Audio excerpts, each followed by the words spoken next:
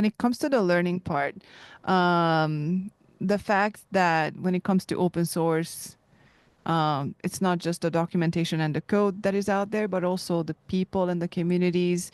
Um, do you know if it was helpful to the people who had to learn all these new things, that they had access to the community as well, and experts in the community who've been working on the code and technology before these new people started to try to learn all these things? Making them aware of that existence was also complicated because I remember, like, especially when we were launching our cloud. I remember having one meeting with our technical team, and it's kind of like, we can't fix this and we can't make this work. And it's like, have you Googled and gone to forums? I am sure somebody in the community has had this issue, has found a solution, and has published about it. And they would suddenly go like, oh no, we haven't done that. Well, so just making them aware that like there's this whole world of information out there that if you Google it or go to a forum, you're very likely to find it. That was also quite interesting. Once I started doing it, then it was incredible how fast we would find solutions to the problems. Like, okay, we're like trying to implement this here and this doesn't work and it's clashing and somehow I'm losing registries, but I went to a forum and there's this solution. So it's going to take us about 2 days to implement the solution and we'll see if it works. 2 days later, what happened? It kind of worked.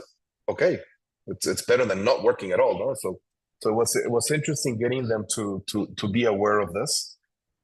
Like I said before, like when we were doing these big migrations of data, having these friendly community members that were there for a phone call and just like being able to call them, that's something that has helped us all the way.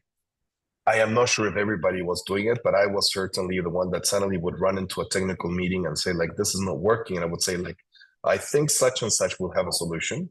And I would literally pick up the phone and call them and say like, hey, I'm here with the team. Can you take like a phone call for like 10, 20 minutes? Like, yeah, of course. Okay, we're in this situation. This is what's happening. And like straight away, they would tell us like, okay, it's probably this, it's probably that.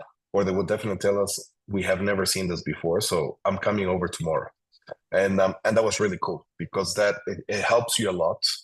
And I think that's one of the big virtues about the community, that we're always happy to share how we're finding solutions, and we're happy to help each other because we're like-minded. And this is something that I think like open source is kind of like a complete different culture. Like you could say like we are like, to a certain extent, we're our own tribe. And unfortunately, people that are outside the tribe have no idea what's happening inside the tribe. And they probably just look at and say like, hey, this is like all these freaky techie people that talk something that we don't understand. But then I think if people invested time in understanding what goes in the tribe, it would make them a little bit easier to accept the tribe. No? And that was something that was amazing.